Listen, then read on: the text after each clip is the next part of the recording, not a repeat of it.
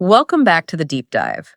If you are a woman over 40, or you know a woman over 40, you are intimately familiar with one of the most frustrating biological puzzles out there. Oh, absolutely. It's that stubborn, what feels like completely inevitable weight gain that comes with the menopausal transition. You feel like you're doing everything right, but the rules you've followed your whole life they don't seem to apply anymore. They don't. And for decades, the standard response from the medical world has been this very patronizing, very simple piece of advice. Just eat less and move more. Right. Which feels like a slap in the face when you're already doing that and it's not working. Exactly. It's what the scientific community now often calls biological gaslighting.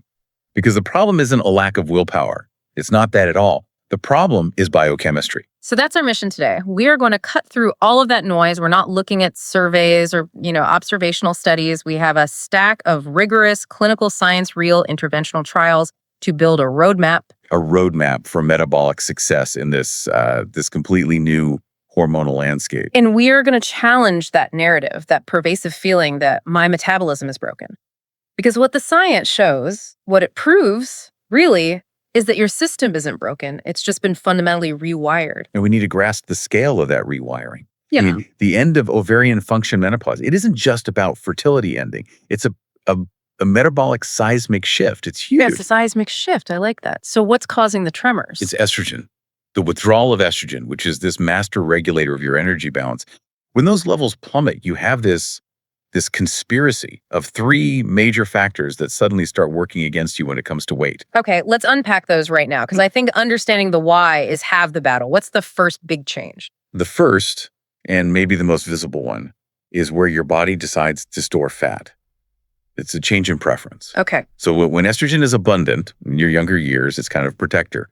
It encourages fat to be stored in safer places, subcutaneously. So hips and thighs, the stuff we complain about but isn't actually that dangerous. Exactly. It's cosmetically frustrating, but metabolically, it's pretty benign. But when estrogen withdraws, the body's preference shifts dramatically.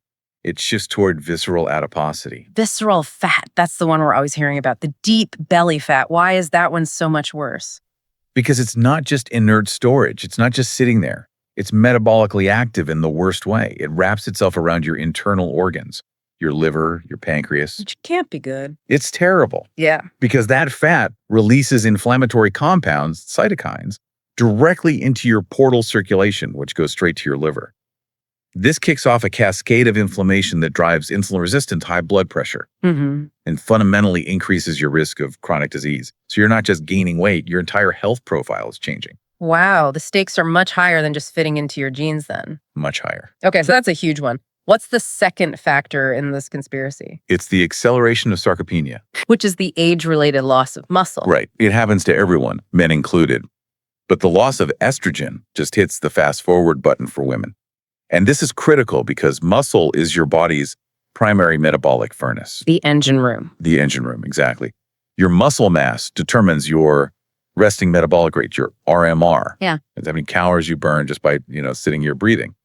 If you lose muscle, your furnace shrinks, your RMR drops. Meaning you need fewer and fewer calories just to maintain your weight, even if you haven't changed a thing. Which makes the old eat less advice just brutally unforgiving. Yeah. Your margin for error becomes tiny. So we've got a shift to dangerous fat, a shrinking furnace. What's the third piece of this trap? It's increased cortisol sensitivity. So, at this phase of life, women are often dealing with peak stress, career, parents, kids, finances. All of it. All of it. And cortisol, the main stress hormone, is always around. But the post-menopausal body seems to become hypersensitive to its signals. And cortisol's main signal is to store energy, and it preferentially tells the body to store that energy right in the belly. So it's a perfect storm. It feels like a biological trap you can't escape. It does.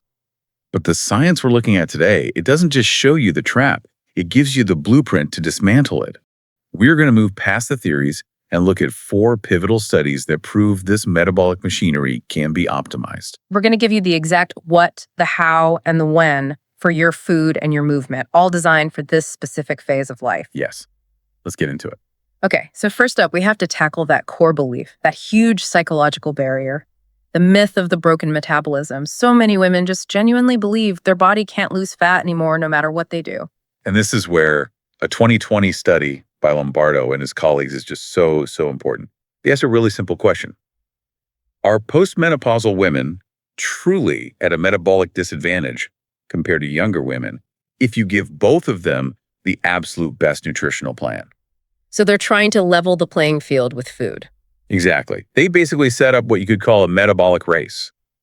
The common belief, the null hypothesis, was that the postmenopausal group would struggle.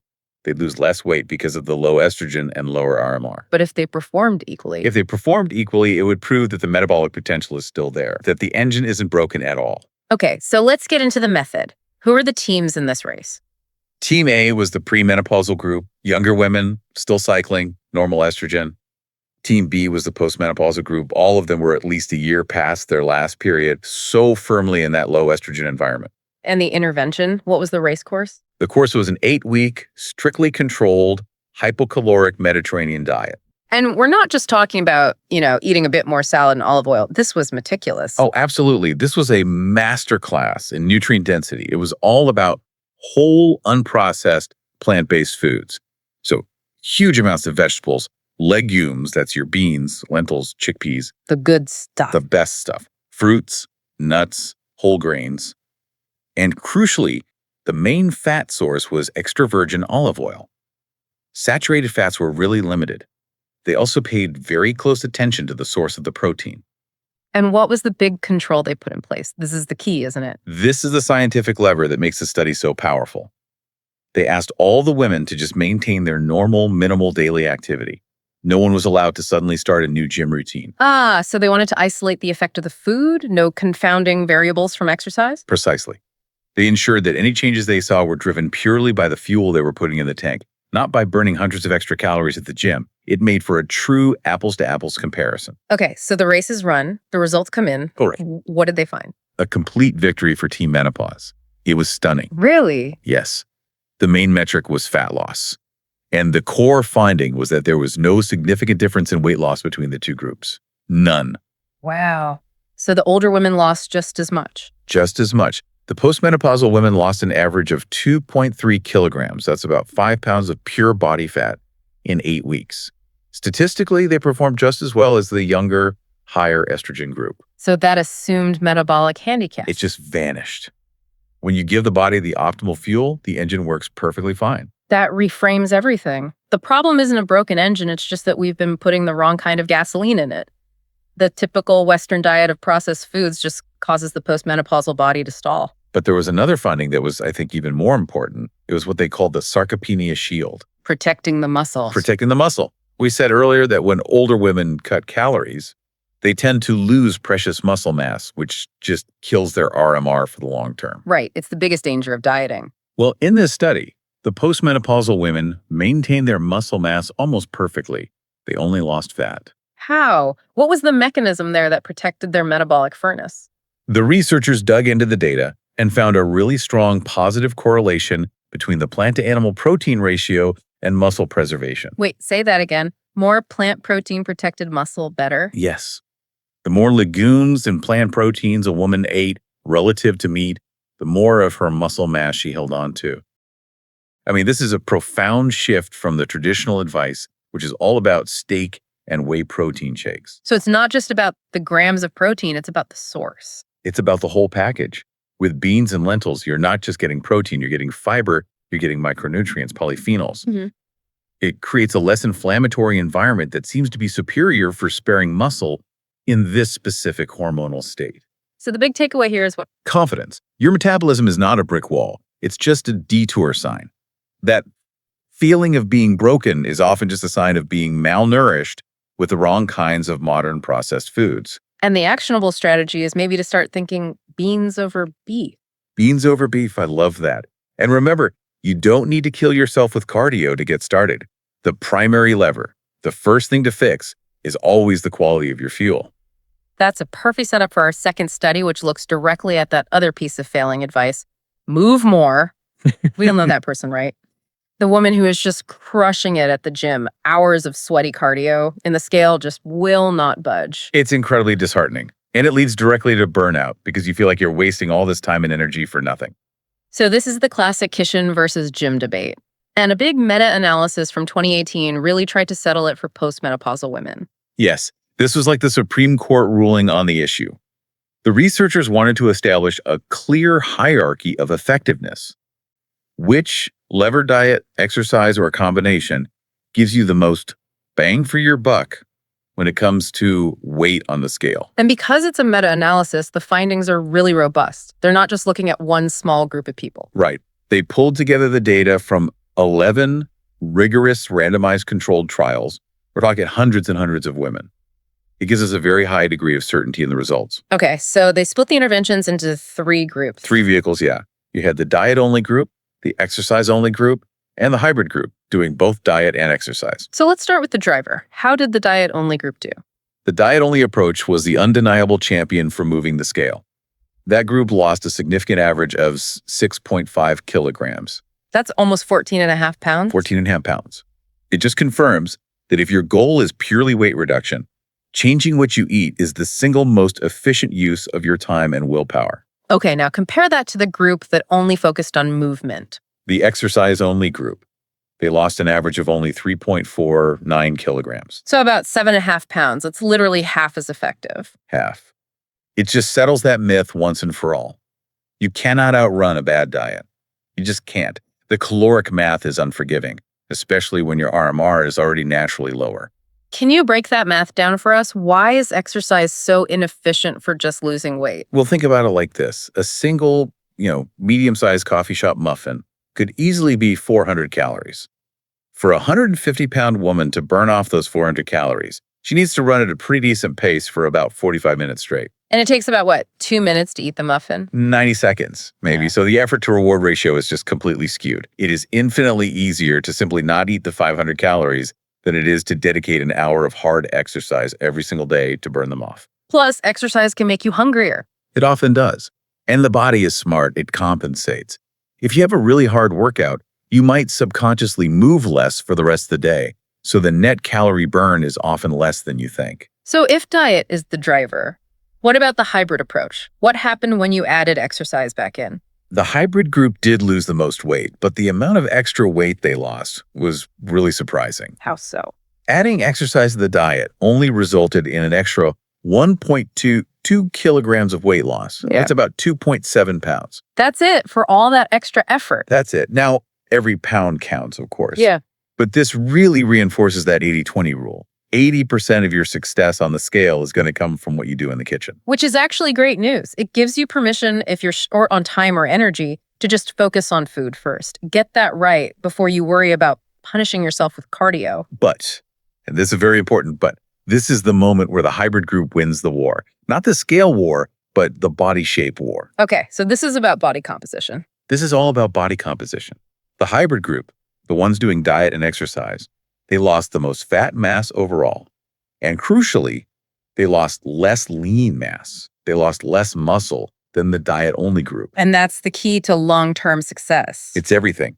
The real danger of a diet-only approach is that you can become what we call skinny fat. Smaller, but weaker. Exactly. You look smaller in clothes, but your body fat percentage is still high because you've lost so much of that valuable metabolically active muscle. And by losing that muscle, you've lowered your RMR even further, which makes it incredibly easy to regain all the weight and then some. So this completely reframes the purpose of exercise for women in menopause. So you have to stop viewing exercise as your main fat burning tool. It's just not an efficient tool for that job. So what is its job? Its job is to be a muscle builder. It's a protector of your bone density. It's a guardian of your cardiovascular health. The purpose of movement isn't primarily to shrink you.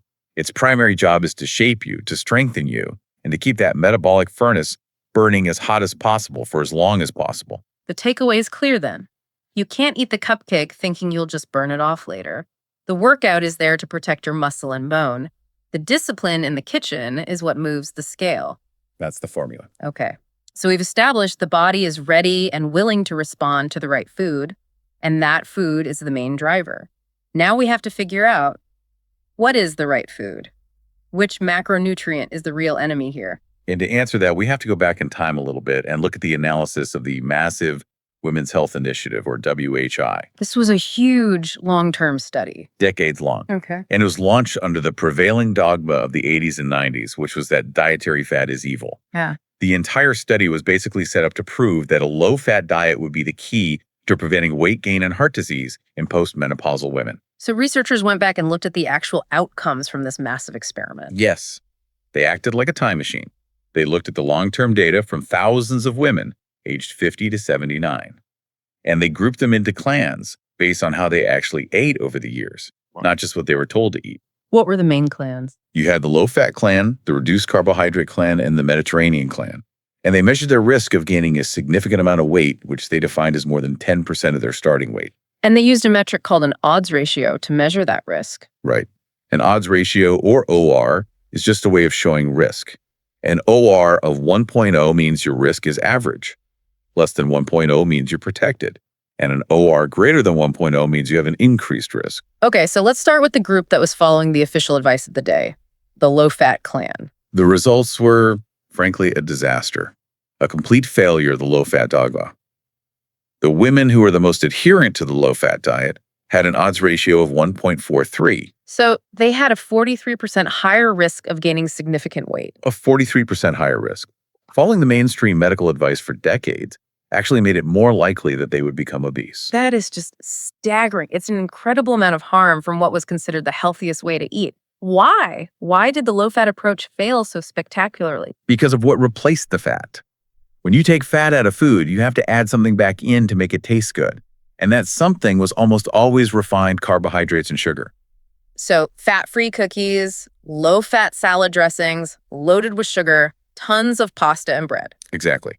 And for the post-estrogen body, that substitution is catastrophic. It lights the fuse on what we call the insulin connection. Okay, so let's look at the winner. How did the reduced carbohydrate clan do? They were the clear winners. A triumph. Their odds ratio was 0.71. Meaning they were 29% less likely to gain weight. 29% less likely. In a group of women where weight gain is almost seen as inevitable, that has massive protective effect. The Mediterranean diet also did well, showing a protective effect too. So this brings us back to that mechanism. Why are refined carbs so bad for the postmenopausal body? Let's dig into insulin resistance. This is really the physiological bottleneck for so many women. As estrogen declines and as visceral fat increases, your body's cells, especially in your muscles, become less sensitive to the hormone insulin. They sort of stop listening to the signal. They become deaf to it. Insulin's job is to get glucose or sugar out of your bloodstream and into your cells for energy. If your cells are resistant, your pancreas has to scream. It has to pump out heroic amounts of insulin just to get the job done. So you end up with constantly high levels of insulin circulating in your body. And what signal does that send to your fat cells? It sends the loudest, clearest signal possible. Store everything, burn nothing. Insulin is the ultimate storage hormone. It chemically locks fat inside your fat cells. How does it do that? 2 ways. First, it suppresses an enzyme that's needed to let fat out of your cells. Second, it makes sure that any new energy coming in, especially from those carbs, gets converted to fat and stored immediately. So even if you're in a calorie deficit, if your insulin is high, your body's getting a constant signal to store, not burn. So you're fighting your own chemistry. So you're in a chemical prison. Which means that for this phase of life, the primary driver of the middle-age spread is not dietary fat. It's refined carbohydrates. That is the single biggest takeaway people need to hear. You have to stop fearing healthy fats. You must. Avocado, olive oil, nuts, seeds. These foods are your friends. They stabilize your blood sugar, they keep insulin low, and they keep you full, which stops the cravings. So the most powerful thing you can do is what? Audit your breakfast. If you're starting your day with healthy oatmeal, toast, a smoothie full of fruit, you are spiking your insulin first thing in the morning and potentially shutting down fat burning for hours.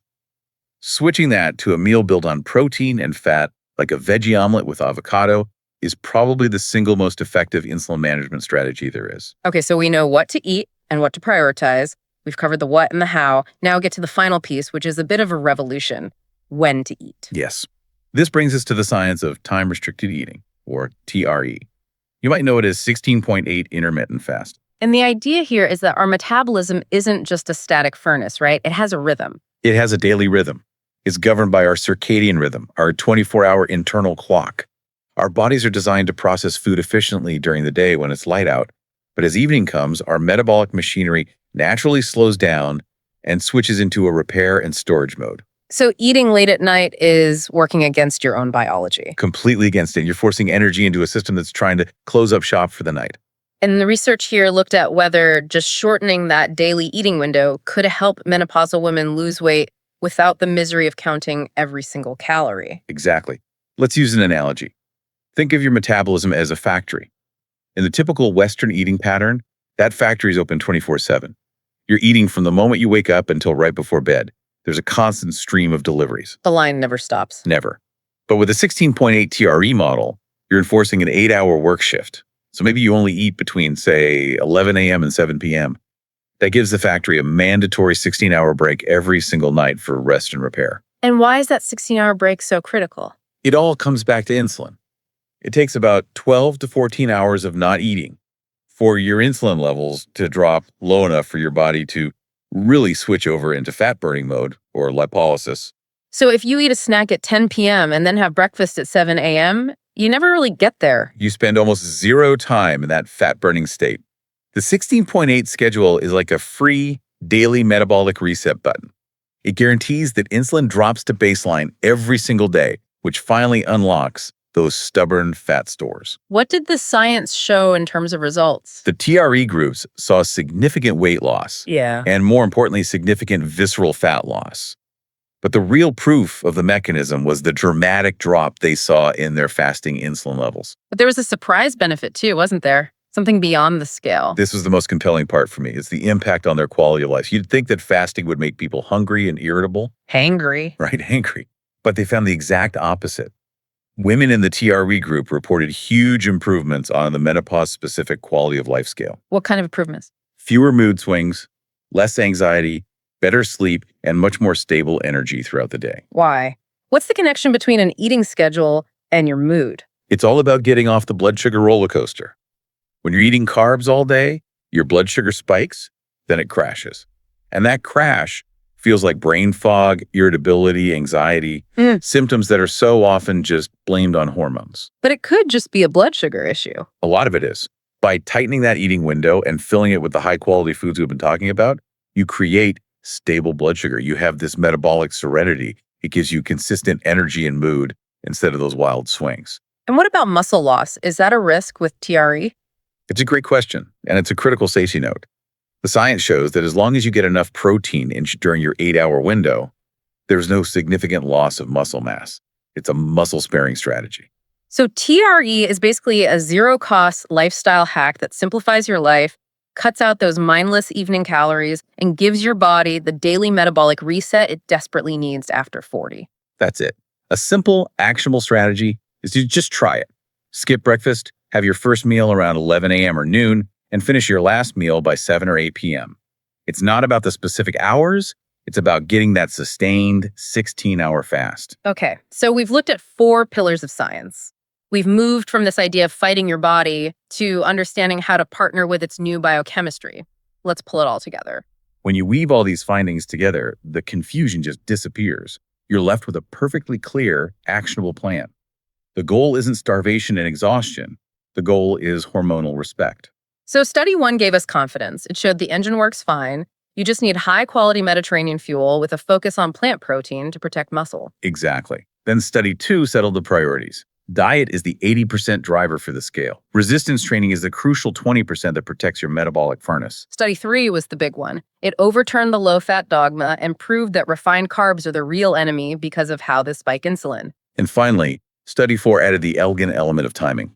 That 16-hour fasting window is a powerful, non-caloric tool to drop insulin, burn visceral fat, and even stabilize your mood. So if a listener wants the final scientifically validated protocol, the perfect menopausal diet, what are the 4 non-negotiable pillars? Okay, this is the grand unified theory built from all that science. Pillar 1 is the schedule. You must implement time-restricted eating. Eat all your food in an 8 to 10-hour window. That is your daily metabolic reset. Pillar 2. The restriction. Drastically reduce or eliminate refined white carbs. Sugar, flour, white rice. They are the primary drivers of insulin resistance. And do not fear healthy fat. Embrace it. Pillar 3, the quality. The plate. Build your meals around high-quality protein with a special emphasis on plant proteins like beans and lentils and fish. Drown everything in extra virgin olive oil. And the final pillar, number 4. The movement. Its purpose is not to burn calories. Its purpose is to preserve and build muscle. So engage in resistance training 2 or 3 times a week. Lift weights, use bands, do challenging body weight exercises. That protects the furnace. And it's not just 4 random rules, is it? They all work together. It's a synergistic system. The timing helps control the insulin, which makes it easier to follow the low-carb plan. The high-quality protein protects your muscle, and the resistance training reinforces that, boosting your metabolism for the long haul. It all fits together. It's a protocol that's efficient because it targets the precise biochemical weak spots created by the loss of estrogen. It's working with your body, not against it. So as you sit with all of this information, we want to leave you with one final provocative thought to mull over. We saw in the last study that simply changing your eating window adopting TRE was linked to significant objective improvements in mood, energy, and brain fog. So here's the question.